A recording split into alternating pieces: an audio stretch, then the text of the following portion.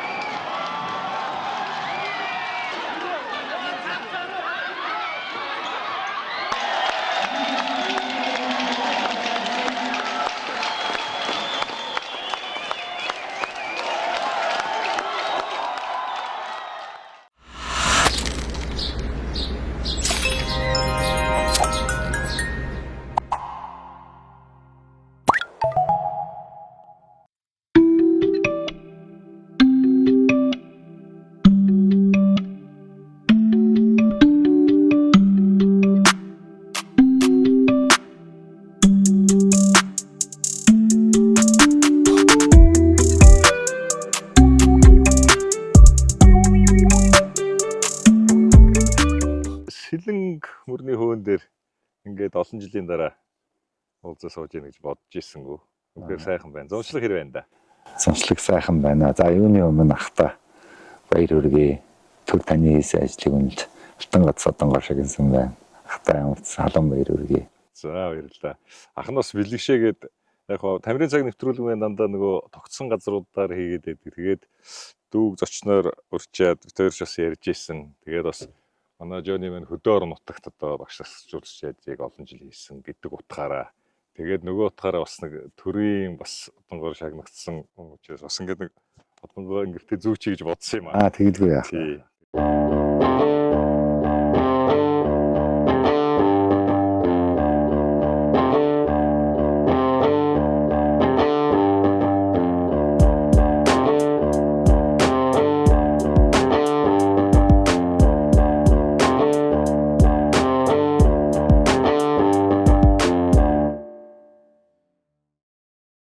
Зуны амралт ид явагдаж байна тийм ээ. Тэгээд энэ Сагсумбгийн сургалттай цуслан гээд. За ер нь манай Эрдэнэтийнхэн, Орхон аймгийнхэн за ингээд наашаа дархан гээд те Шилэнг болон гээд бүгдээр л мэднэ л дээ энэ Шилэнг амралт гээл тийм ээ. Ер нь энэ амралттай яаж холбогдов? Мэдээж одоо хүүхэд байхын те баг байхын дурсамж бол одоо энэ амралттай те шашгүй холбоотой. Тэгээд эндээс хоёул одоо яриа эхлэх үү. За тий. Энэ манай Эрдэнэт хотын Эрдэнэт үйлдвэрийн дэрэгдэх Найрамдлын Эрдэнэс гээд цуслан хуучнаар бол Гокийн цуслан л гэдэг байсан юм да. Энэ хуучин бол Эрдэнэтийн хүүхдүүд Эрдэнэтийн үйлдвэрийн ажилчдын хүүхдүүд 3-7 хоног 21 хоногийн хугацаагаар 3 ээлжээр амардаг тийм цуслан байсан. Сүүл рүүгээ энэ маань явсаар угаад Найрамдлын Эрдэнэс цуслан болоод одоо дан Эрдэнэтийнхаа биш бүр орон нутгийн Монгол улсын Улаанбаатараас Богоноор хүүхдүүд ирж амардаг. Зарим үед бол бүр хойноос штэ эрхүүгээс хүүхдүүд ирж амардаг. Бараг олон улсын шахуу болцсон. Хэдэн ээж авах уу? 8 ээж. Хуучин 21 хоног байдаг гэсэн бол одоо цуслан чинь тэгэл нэг 7 хоног л болцсон штэ. 7 хоногоор 8 ээж авдаг гэхэмдээ ээлж болгон өөр өөрсдөө онцлогтой. Тэ одоо жишээ нь нэг ээлж нь Сагсан бөмбөгийн ээлж, нэг ээлж нь экологи, нэг ээлж нь одоо бүжгийн ээлж ч юм уу тий. Гэтэл 8 ээлж нь тус тусдаа өөр өөрийн онцлогтой.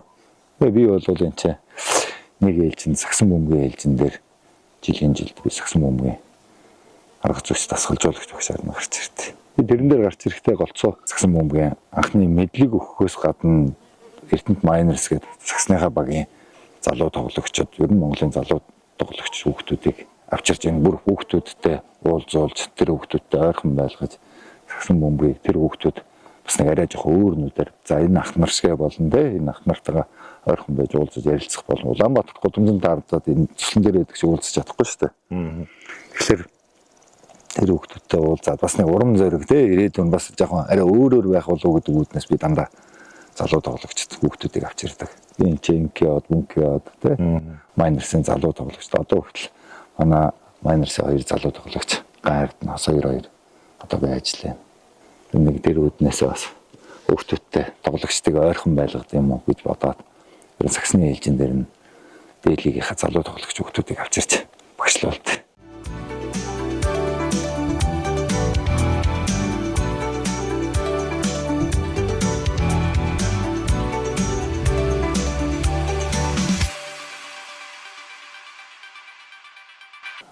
Би Улаанбаатараа угаас би Уулнаа, тий. тий За. Улаанбаатар би үйлдвэр комбинатад 75 дугаар сургууль би 1-р ангид орж исэн шүү дээ. За, за, Тий. за. Тэгээд Эрдэнэтэд нөгөө хэвсний үйлдвэр гэж үйлдвэр Эрдэнэт хот байгуулагдаад хэвсний үйлдвэр гэж байгуулагдахад бид нар манай гэрийнхэн бүгдээрээ хэвсний мэрэгжилтэй болоод Улаанбаатарт хэвсний үйлдвэрт ажилладаг байсан. Хэвсний үйлдвэр байгуулагдахад би гэрийнхэнтэйгээ хэвсний үйлдвэрт Эрдэнэтэд шинээр ирж исэн.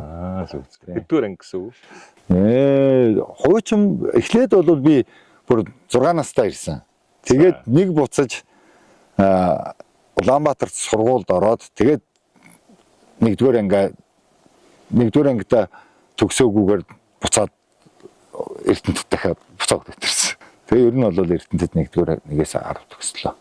Эрдэнэтэд байсан. Саксумгийн одоо Эрдэнэтийн өгчлөлтөд олон саксумгч төрөн гарлаа. Тэгээд яагаад Эрдэнэтийн залуучууд ийм саксумгийн спортод одоо гүн гүнзгий ороод арай одоо онцлог харагдаад байна тий. Одоо ингээд дараа үеийн залуучууд ч гэсэн харахад юундаа вэ?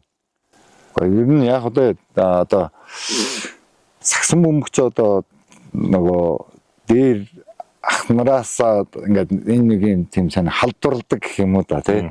Тэр ах нарын гой тоглож байгааг хараад тэднийг одоо ингээд харж өсөж байгаа хүүхдүүд тэрэнд спортод ер нь хүн дурладаг шүү дээ хаа тий.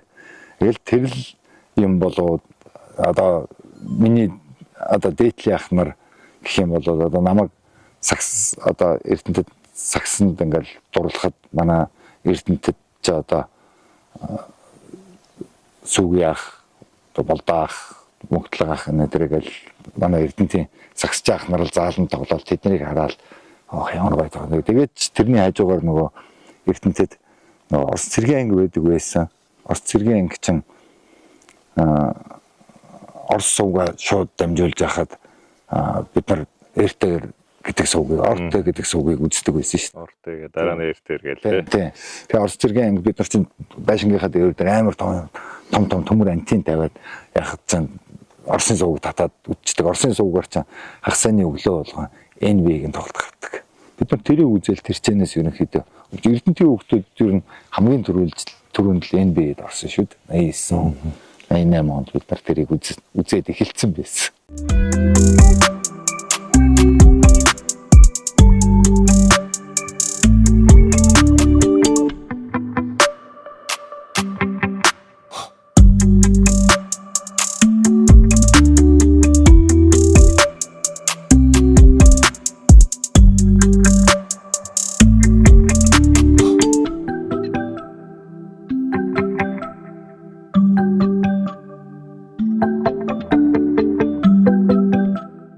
Сэлэн мөрний хөөн дээр сууж ин одоо хүүхэд байхад одоо ястаа загас ширээхаа элбэгтэй тийм ээ.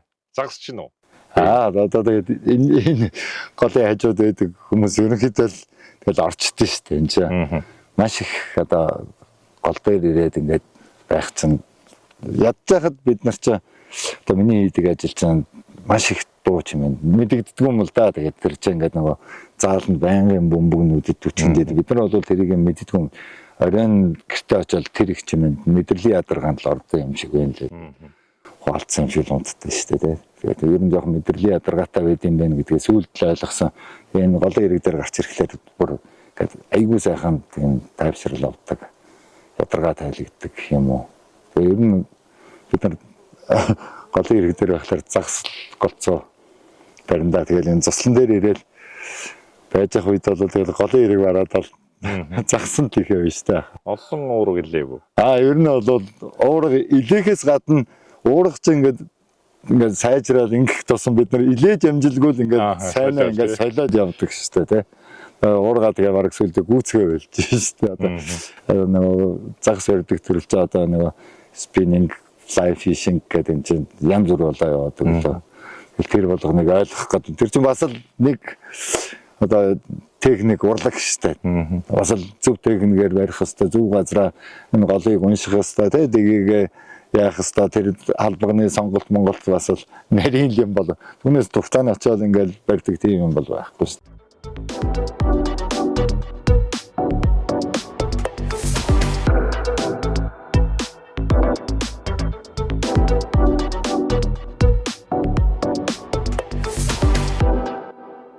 $94 оны анхны дээд лигийн тэмцээн одоо тодхон санаж байна. Тэгээ Азийн чон дээр нэг 11 баг аврагын талаар.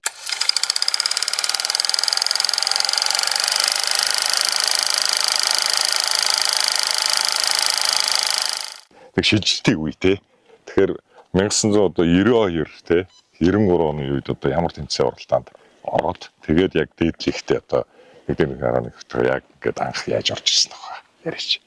Би 92 онд 10 дугаар ангид орсон жил.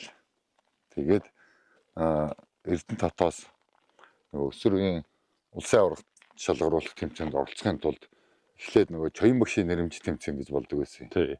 Тэгээд тэрчэнээсээ шилдэг багууд нь шалгараад тэгээд улсын аваргад ордог байсан. Тэгээд Орхон аймгаас тухайн үед Эрдэнэ татал Эрдэнэтийн багаас улсын аварга Чоён багшийн нэрэмж тэмцээнд ирж оролцоод хожигдсон. Манай Эрдэнэтийн шгшөөгийн аймгийн шгшөөгийн насалж болгоч Бүжин гэдэг багш байсан шүү дээ. Манай Саксны спортын мастер. Тэгээ Бүжин багш маань намайг хөтлж аваачаад хүүе багштай дагуулж чад. За нэг юм өндөр хүү байна. Энэ хүү сонирхоод аваад үлдэх гэсэн хүүе багш маань өнгөө тгийгээд хүүе багш маань намайг 11-т орох.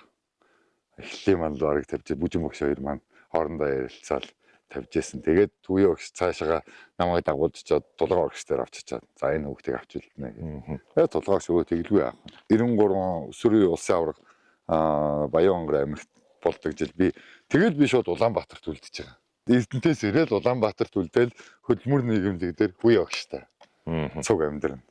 Тэгэхэд Шарав миний урд жил төгссөн Улаанбаатарт ирчихсэн байсан. Тийм. Тэгээд би 93 онд өсвөрийн улсын аваргатаа 1-11 багаас тоглоод 94 онд тэгээд залгуулаад залуучуудын улсын аварга шарын гол болсон. Тэгээд залуучуудын улсын аварга мөн адил 11-ээс. Тэгээд нөгөө дөнгөж одоо өдөөнөөс 18 настай хүүхдэрээ нэг том багт ороод тэгээд яваад гисэн шүү дээ. Метр хэд байсан бэ? Яг ер нь бол 1 м 88 тухайн үед чинь бас би чи хил өндөр хүүхдтэй ордог гэсэн. Одоо бол миний өндөр чинь Сагсан бөмбөгт намхан шүү дээ тий. Шарв жамцал хамгийн тасархаа өндөр байсан болохоос би бол яг нэг дараагийнхан тий. Одоо манай яг тэр үед байсан заяа хосоо төрөө бидэд чи ер нь нуруу нь бол дандаа л ойролцоо залуучууд байсан шүү дээ. 11-т. тэгээ одоо яг тэр нөгөө бичлэгүүд ингээ харахаар дүүл бас тэгэл өндөрлөө байлээ шүү дээ. Тэр дундаас одоо 10 тоглогч тэг ингээл одоо шийдэн чинь нөгөө багуудын төвийн тоглогч ингээл үсрэхэд бол бас аваал тий. Өндөр байсан өндөр.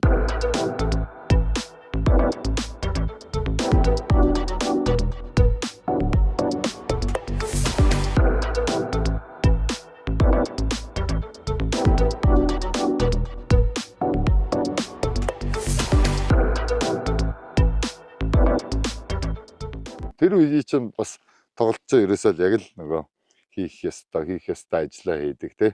Нөгөө тоглолтын маань одооных шиг ингээд амар их хувилбар тэр үед чинь бас л байдаг байсан шүү дээ. Тэр үед самбарын центр бол яг л центр дээрээ тоглоно. Центрээсээ нөгөө шахад тоглож байгаад буцаад 3 руугаа гаргадаг жижиг тоглогч нар буюу нөгөө шиддэг тоглогч холбогч нар бөмбөгийг авч цаашгаа шиддэг бус нөгөө оролт моролтой байдаг. Бидний хувьд бол хаа нэг тэгж оролт хийж 3-аас шиднэ гэхээс 3-аас шидвэл тэр чинь өгдөл гарна шүү дээ. Бидний үүрэг чинь самбраас бөмбөг авч өгөх, шахад тоглох тийм л үүрэгтэй байсан шүү дээ. Тухайн үед. Компаниас яваад одоо жишээ нь юу гэдгийг эсрэгээр нь тий одоо сул гарцсан хүн байхад амжуулахгүйгээр одоо чи шидээд за бүр алдсан биш оруулсан байхад одоо батлуу багш яаж ханддаг байсан. Загнах уу?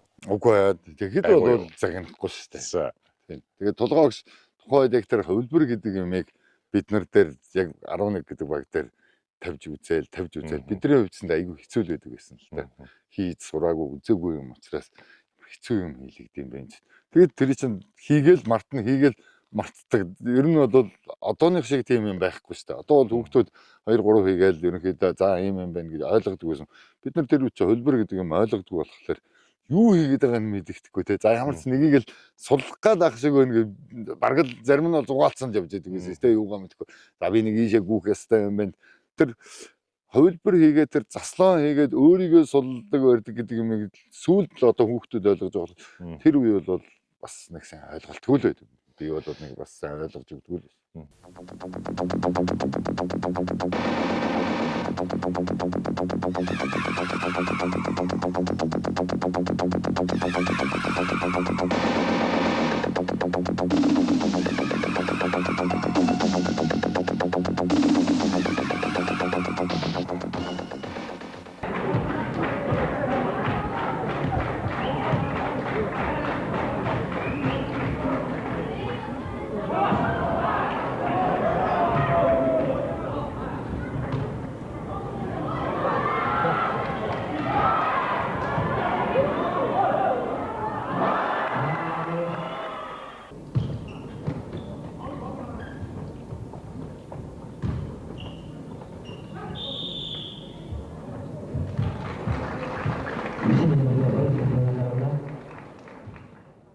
Тэгээд одоо аваргын төлөө тоглолтын дээр Азийн шоногтой ингээд дээд лигийн аваргын төлөө тоглолтын дээр 1-11 баг Азийн шоног аваргын төлөө тоглолт. За суурал тоглолтууд одоо миний нүдний өмнөр л ингээд одоо яг хагж байна л та. Тэгээд одоо танах чи ингээд очицсан явж байгаад шаруу маань бас жоохон зүггүүтэй сахилаг гутаад торгуулдаг л үү. Тэгээд тэр тоглолт дээр танахчууд очичдаг гэсэн шүү дээ. Ер нь шаруу ингээ хоёр тоглолтын дээр тоглохгүй боллоо гэсэн чинь багийн сэтгэл зүйн хувьд бол ямар хөө байдал орсон бэ? Ер нь бол сэтгэл зүгээр унах нь бол унсан. Гэхдээ тэр чинь нээдэмтэй. Шарв тэр тоглолтын дээрээ пактлаад зудаан хийгээд тэр чинь нэг тоглолтоор бандуулдаг шүү дээ, тий. Залуу хүүхдүүд жийсэн болоод ерөөсөө нөгөө за хамаг хариуцлага чинь нөгөө багийн ноён нуруучин тэр тоглолтыг өнжөөд явчихлаар чинь бид нар бүх ноён нуруу одоо бүх нөгөө хариуцлага бид нар дээр л ирсэн шүү дээ. Бид нар тэгэл тэрийг үүрэл гарсан. Тэгэхэд ч одоо нөгөө багаараа тоглоно гэдэг юмыг толгойгч маань яг л тавьж хийжсэн бид нар яг л юу хийх ёстой тэрийг л хийж явсан шүү дээ. Толгойгч яг л тэр зарчмаар за авах нь авдаг юмаа хийн шиддгэн тоглолтын байна гэл. Тэгээд бид нар чинь тэр шарвын тэр бандуулдаг тоглолтын дээр хожигдчихж байгаа. Тэгээд шарв бандуулаад бид нар тоглосон тоглолтын дээр бид нар хожоод тэгээд шарав эргээ ороод ирсэн. Хожигдсон шүү дээ. Цадуулсан бүгдээ. Зодохтой яах вэ гэж. Өөргөн мөн талигаад багш.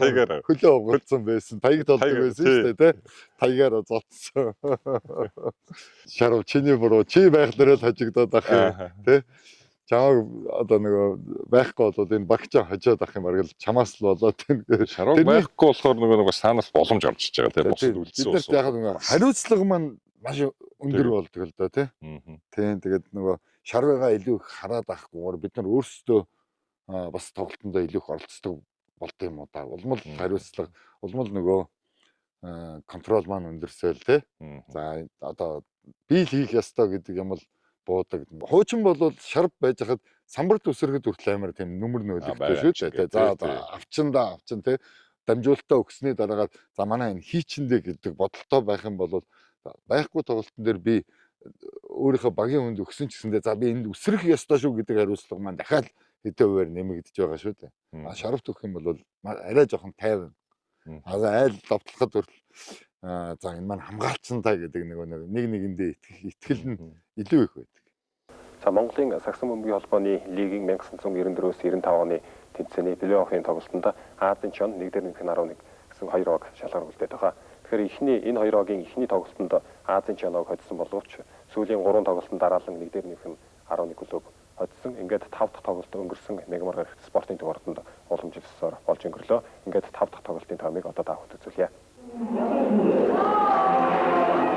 За плей-оффын шудрын тоглолтод шалган үлдсэн хоёр багийн үндсэн 5 тоглогч талбайд очилээ. Азийн чоногийн Алтан Хуяг, Бат Эрдэнэ, Хамбат, Баяр Цогт, Төвшин Баяр 1-1 11 клубын гарааны 5 тоглогчийг таавхан сайн мэдж байгаа.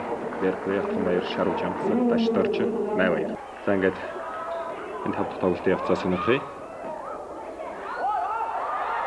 За тоглолт 4 дахь тоглолтын дараах байдлаар тоглолтын харьцаа 3-1 болсон учраас энэ тоглолтод Азийн чоног хоцсон тохиолдолд цаашид тоглох хэрэгтэй үлдэнэ. За хожигдсон тохиолдолд 1-11 клуб лигийн анхны аваргаар тодорох ийм болцоотойгоор хоёроо тоглож эхэлсэн. За 22 намртай дамирчин бол Ярен Беркли. За дамжуулсан хэлээ. Шарав жамцт. За тэгэхээр 2 3 дахь тоглолтод төвийн тоглогч Шарав жамц 2 тоглолтоор сургуулж тоглоогүй боловч энэ тоглолтод 2 тоглолтод Азийн чанар хоёуланд нажигдсан.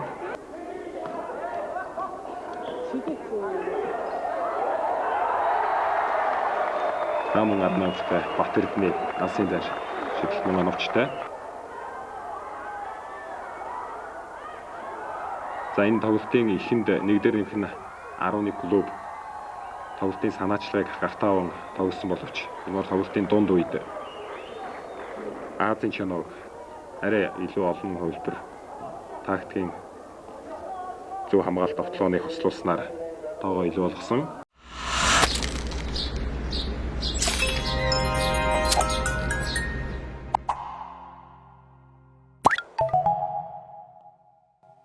Спортод ер нь хүн дурладаг шүү дээ хаа тий.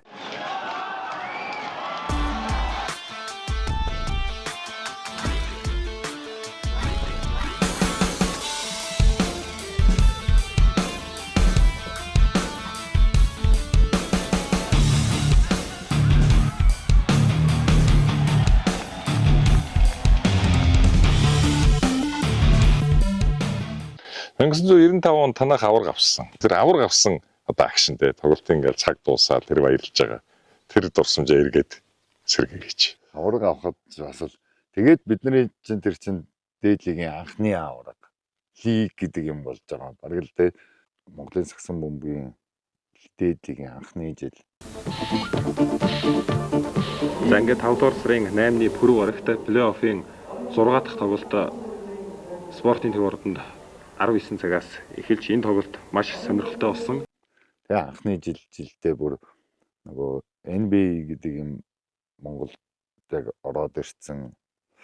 Тэр нөгөө NBA-г явдаг яг дүрмээр яг тэр NBA-гийн 4-12 минутаар тэрийг яг ингээ хуулаад авчирсан. Бид нар бараг л өөрсдөө нөгөө NBA-д оролцоод тоглоод байгаа юм шиг нэг тийм сэтгэлдэл орж дээдлийг эхэлж ирсэн шүү дээ. Яг тэрэндээ ороод анхны авраг болох бас л үнэхээр юм. Тэгээд би өөрөө баг залуу байсныг хэлэхөө ах нартайгаа найзуудтайгаа ороод тоглоод төрүүлснэг хэлэхөө. Тэрийг одоо нэг үгээр хэлэхэд аюу хэцүү л те. Бүр ингээл хөвжсэн шүү дээ тэр.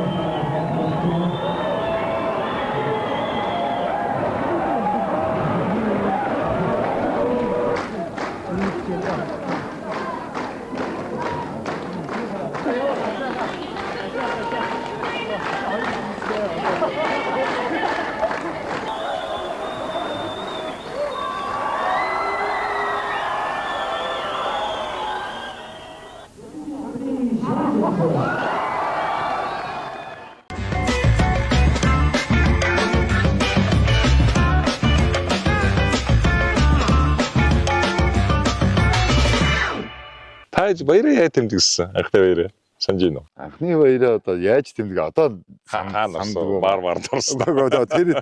Тэр үед чинь бас л сайхан залууч байсан те. Тэгэл одоо орлгүй л яах вэ сайхан найзууд нөхдөрөө нийлээд сайхан л тэмдэг. Гэхдээ нөгөө манай багчаа өөрөө нөгөө нэг дээр нэмэх нь 11 гээд нөгөө Иесус Христийн баг болцсон байсан учраас бид нар нэг тэгж манай багш маань ч бид нарыг авч явахдаа тэгж ганц зан тийм архитаад арстаа тийм алкогольны юу тийм яваагүй л дээ тий. Тэгээ бид нар багшаас салсныхаа дараагаар залуучууд нь нийлээд мэдээж байлгүй л яах вэ тий. Оронтойгоор 3 нарийн бичгийн дарга ажилладаг. За тэр 3 хүний нэг нь одоо би өөрөө ажиллаж байгаа. Тэр бидний ажлын ачаал бол ер нь нэлээд ихэлтэй. Яагаад гэвэл одоо энэ сагсан бөмбөгийн холбооны лигийн тэмцээн манайд анх удаа явагдаж байгаа. Тэгээ ийм урт удаан хугацаагаар чинь нэлээд онцлогтой олон тэмцээнүүд явагдаж байгаа.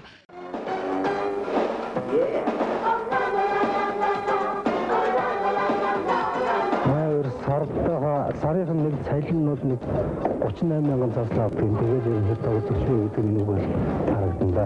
Дүү хэдэн төгрөгийн салиа авдаг гэсэн. Одоо тэр үед бид Яг бэлнэр өгдөг байсан гэж. Доллараар өгдөг байсан чи. үгүй билэн Монгол мөнгөөр л Монгол өгдөг мөнгөөр байсан, тий. Монгол мөнгөөр бидний цалин чинь нөгөө Америкаас ирдэг нөгөө бид нар чинь нөгөө кампус курсайд гэдэг нэг тийм байгууллага байдаг байсан юм а тухайн үед. Тэд нар тэнд очиж бид нар цалингаа авдаг. Тэгээ бид нарт Монгол төгрөгөөр л өгдөг л байсан л та. Шарав бид хоёр нөгөө орон нутгийнх гэдэг үүднээс бид тэр чинь нөгөө хөдөөнөөс хотод ирсэн байгаа шүү дээ. Тэр бид тэр арай жоохон илүү өгдөг байсан.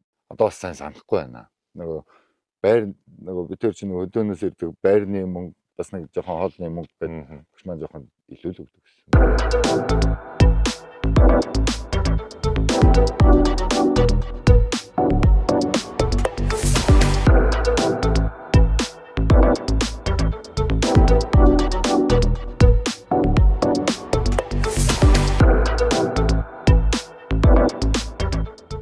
Эцэгээс хэдүүлээ аав ээж нь одоо аль нутгийн хүмүүс байдгүй те.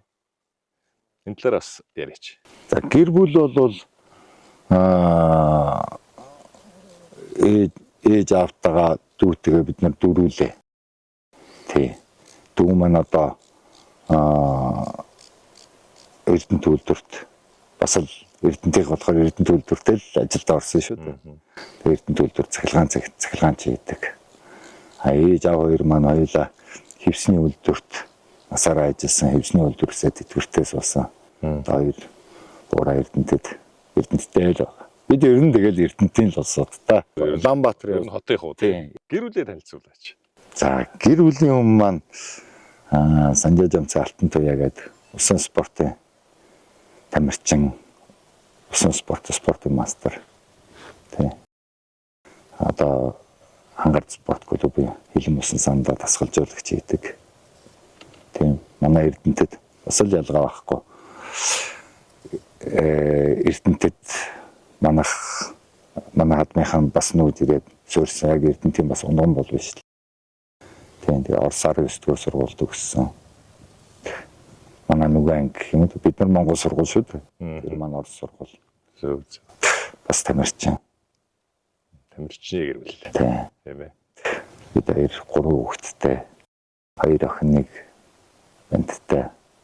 Том нь 24-тэй. Дундх нь 18-тай. Тэр манай одоо 2 том нь. Ааха.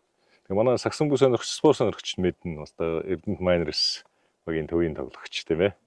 Тэгээд ер нь өөрөө ингээд саксон бүгийн лигийн тамирчин байхдаа лигийн 3 удаагийн авраг авсан анхны баг нэг дээрх 11 багийн тоглогч. Тэгээд хүүгээ мэдээж одоо тамирчин болоосай гэж бодож ирсэн баг. За ер нь зөвхөн хүн болгон тэгдэг юм байлээ л дээ. Тэгээд бас нөгөө дуртай ам руу оруулах тэ саксон бөмбөг гэдэг чинь одоо би өөрөө л боддtiin маш том маш агуу зүйл тэ саксон бөмбөг чинь хүний амьдралын хэм маяг би ч одоо нөгөө хүүхдүүдтэй дандаа ажилладаг болохоор тийм юм их хардсан шүү дээ. Одоо амьдралын хэм маяг айгүй томор нөлөөдөг, айгүй том орон зай юм уу тэ яха. Үнтэй харьцаж сурж юм. Найз нөхөдтэй болж сурж юм. Олуулаа байж багаараа ажилд сурж байна. Чин одоо дандаа эдгэрсэн дандаа амьдралд хэрэгтэй зүйл шүү дээ тий. Хүн чинь аливаа зүйлийг хийхдээ ганцаараа биш заавал багаараа тэгээд хүний эвийг олж ажилд сурах хэрэгтэй. Тэгээд тэр юм болгоныг нөгөө хүнд олгодог болохоор би хүүхдээ бас нэг багийн спорт руу сакс руугаа авчих юм бол бас гайгүй болох юм бол тэгсэн дээгөө нэг ахтай тийм өндөр том болчихсон гэж бас бодоогүй л дээ. Өө маань зургаар ангид байхдаа зургаар ангид байхдаа Япон руу явсан шүү дээ дунд сургуульд оруулаад тэгээ би өөрөө саксаа зааж чадаагүй шүү дээ. Японд дунд сургуулаад өгсөөл өөрөө би дээд сургууль инженерээс өөрөө сонголтоо аваад тэгээ дээд сургуулаад өгсөөл өнгөрсөн жил ирж байгаа тэр шүү дээ. Тийм. Тэгэл 2 метр гарчаалаа ирсэн шүү дээ. Бас гоё тий. Залуучууд бас гоё манай залуучуудын дундаж өндөр болж байна. Одоо мундаг болж байна. Кимочи, жужи, жужи, жужи, киношик, жужи, би бакер чигумжи. Mixtape сандурын үйс мэт би домог. Next step бүгдийг нь хүйс тэмтрэх цомог. Үлээс тисэхгүй нэ тоолн өдөр хоног. Хэрглэж магадгүй кино үйлдвэрлэх тоног. Галив маш их гэрлээ тусах 30 энэ бол миний тайз. Айтайхан хүүхний байсан зүйл нэг үеийн пайз. Өөрөө л нэг бол өстөн дасан эсвэл миний найз. Өвөө минь навцэр байсан цаг нь болсон хойно тайз. Барин bad, switch it up like I am trans. Every time I take a shot might be yell double bangs. I'm a soldier of culture, answering my call of duty. Everybody dies, so live your life like a movie. Double Nick. You are watching a master.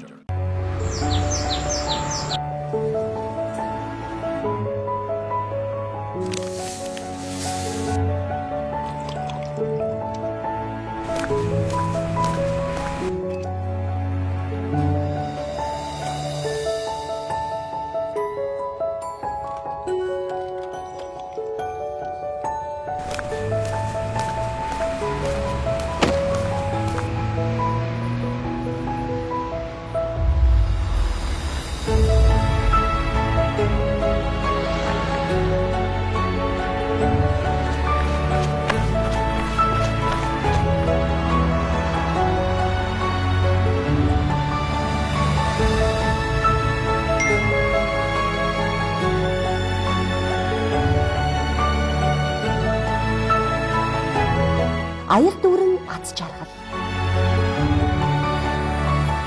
Хамгийн сайхан шүү дээ. Одоо 11 багт ирээл үеийн залуучууд дээр ах нар дээр ирэхэд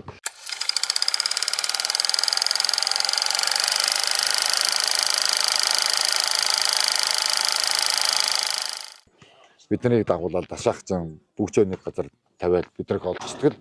Юу олон ч тавьсан тэр бүгд арай одоо байгаа юу нэг тавьсан газараа үлдсэн бид нар тэрийг нэр ахасаа асуух юм байна. Нэг хоёр нэг бүгжний сураг гарах хэрэгтэй болох юм. Тийм. Тэгэл годомжаар ингээл бөөндөө ингээл явах сайхан шүү дээ тий. Тэгэл хамгийн урд нь дэм байх яваал ингээл цуваагаар ингээл аог яваал ингээл хамгийн ард нь шаруу явна. Тэгээд ийм хоёр хамгийн намх нь хамгийн өндөр тий. Цуваагаар ингээл годомжаар яваал хоолндоо явдаг. Тэгэл сайхан. Үнэхээр тэр үеийн дасамж бас сайхан шүү дээ.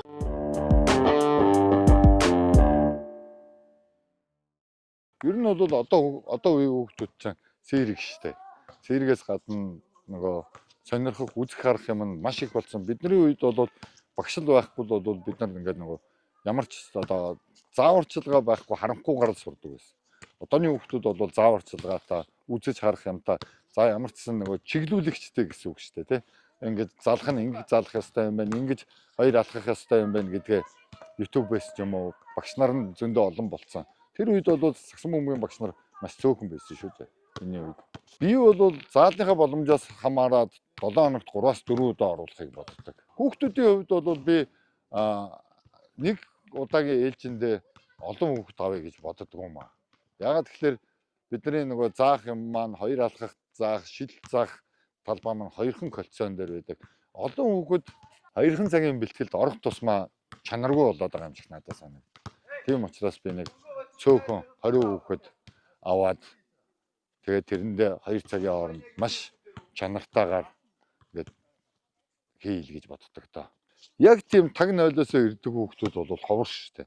Нэг сагсан бөмбөгт дуртай болцсон тий сагсан бөмбөгийнхаа суурийг олцсон хүүхдүүд ер нь бол сагсанд ирдэг шүү дээ. Тэгээд нөгөө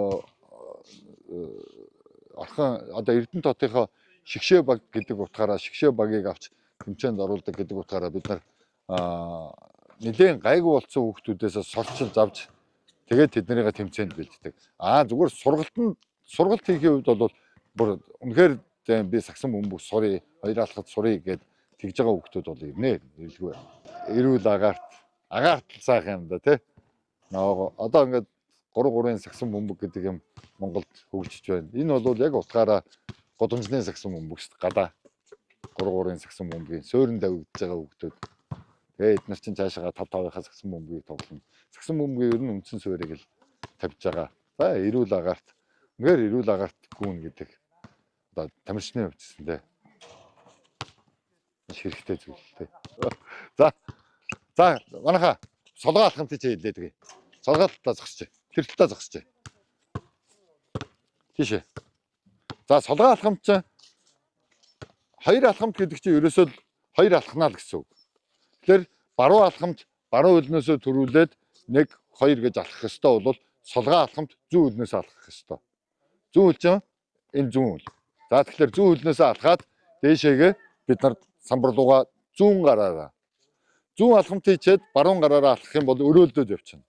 Тэгэхээр бид нар зүүн өлнөөсөө зүүн алхамт. За эхнийх нь яваад үзэх. Сайн байна.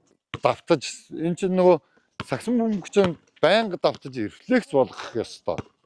Өнөөдөр хийгээл маргааш энэ хүүхдүүд чинь тэрийг мартчихаал үрээд ирнэ. Одоо ингэдэг шүү дээ. Нэг юм хийгээд сурчаад тэрийг тэгээд орхиод тоглолтын дээр ашиглана гэдэг тийм юм байхгүй. Би бол хөвдөө ингэж л боддог. Тэр энэ саксон бөмбөг тоглож байгаа хүүхдүүд нэг хийж байгаа зүйлээ маш олон дахин давтаж бүр өөртөө рефлекс болтлоо хийх ёстой гэж. Одоо мундаг саксчд хүртэл бие халаалт хийхдээ залалтын дасгал, одоо сунгалтын дасгал, хоёр алхамтын дасгал бид нар саксон бөмбөгийг анх тоглож сурахтаа тэрийг хийж ихсэн. Өнөөдөр дэлхийн топ тамирчид болсон мөртлөө яг л тэрийгээ дахин давцаар л байгаа. Улам л чанартай улам сайжруулж байгаа. Тэгэхээр би энийг сурчлаа гэж хаях биш. Сурсныгаа улам сайн болгох, улам батжуулах, улам одоо тоглолтондоо хэрхэн хэрэглэх вэ? Хүн яаж хуурах вэ? Зүгээр би залд сурах биш. Залтнаас яаж хүн хуурах вэ? Зүгээр шидэх биш. Шидэлтнээс яаж дараагийнхаа залгааг хийх ёстой вэ? Тэгээд энийг бүр ингээд цаашаа улам төгс болгох юм шүү дээ. Түүнээс хүүхдүүд ерөнхийдөө за би хоёр алхаа сурчлаа. За би эндээс шидээ сурчлаа гэд тэрийгээ тэгээд орхих биш л дээ.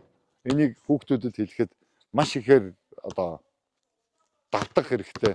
Сурчлаа гэж орхих хэрэггүй. Өдөр болгоны бэлтгэл гэдэг юм саксон бөмбөг тоглоход маш чухал байдаг юм да. Бүх эхний ээлжинд бид нар бэлдэх ёстой. Бэлдээд чиний гар ийм шулуун биш нуглаатаагаар бөмбөгөө барьж агаад ер нь шидэхээс өмнө бид нар бөмбөгөө бэлтгэсэн байх ёстой. Бэлдээд өндийхэд энэ хамгийн чухал нуглаас буглах шуу хоёроор бөмбөгөө дээшээ түлхэж явах ёстой. За дээшээ суугаад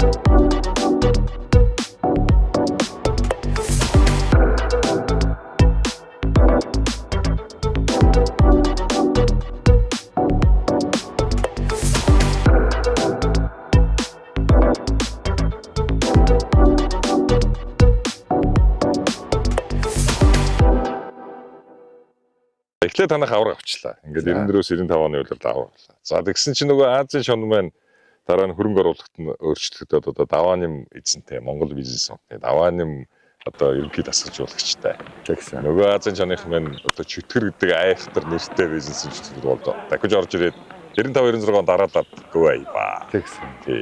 За хэрд зэрэг одоо сэтгэл зүйн уналтанд ороо нөгөө анхны авраг байж идэв.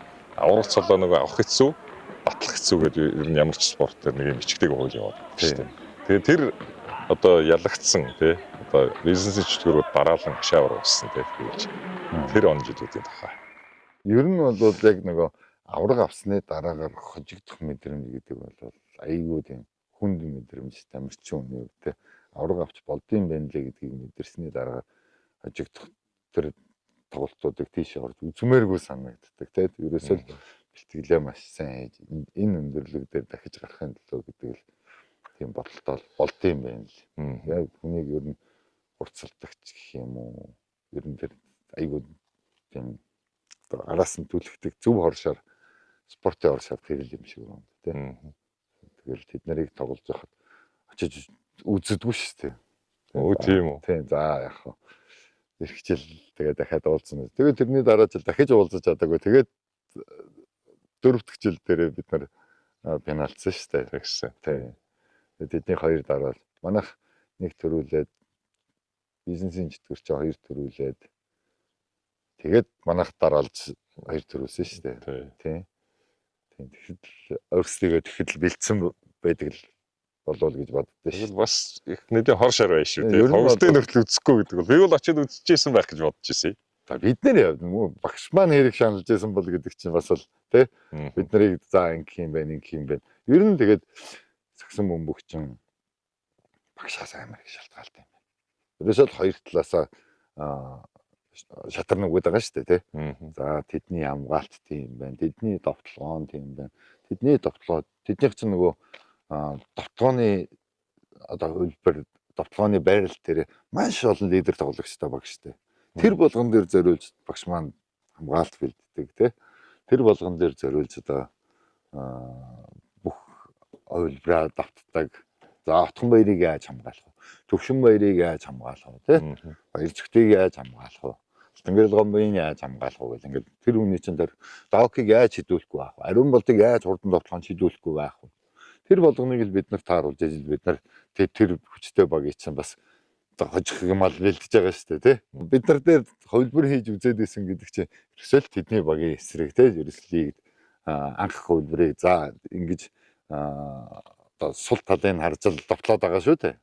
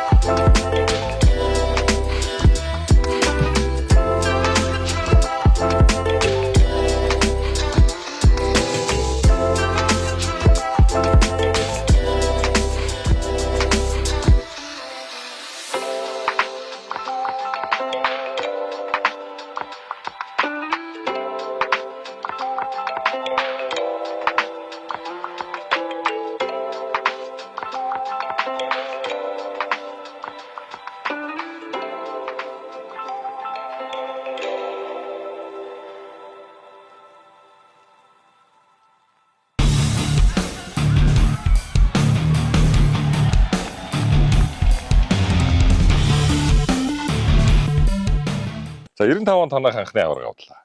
96 7 онд одоо бизнес чиглэл гарч ирээд ястаа танаа мөнхийн өрсөлдөгч тийм ээ. 2 төрүүлжтэй. За дараа нь 98 оны тэмцээн. За төрүүлээд 2 гүйлдсэн байдаг тийм финалч байдгүй ингээд. За тэгээд тэр 2 дахь удаа хошоо аварга болоход ер нь нэлээд хортой шартай тийм ээ орж ирсэн байх. Бүрэлдэхүүний хувьд чинь гаднаас нэмж орж ирлээ. Бүрэлдэхүүн чинь бас жоохон нэмгэрсэн шүү дээ. Тэгэхэд нэмгэрсэн тий. Тэгсэн нөгөө отхон баярыгаа явуулсан, заяагаа явуулсан. Майхыгаа явуулчихсан. Тэгээд бид нар дээр харин ганц ихт нэмэгдээд Ташлгэр Словакаас ирээд тэгээ үраах нэмэгдээд одоо нөгөө багш маань л өөрхийн тэндээс за эднэрийгээ энэ байран дээр авна гэж тэднэрийгээ авч ирсэн шүү дээ. Бусд нь бол ерөнхийдөө үндсэн бүрэлдэхүүн шарва, төрөө, гэрэл, дэмбэх, даги ерөөсөө үндсэн үлдсэд нь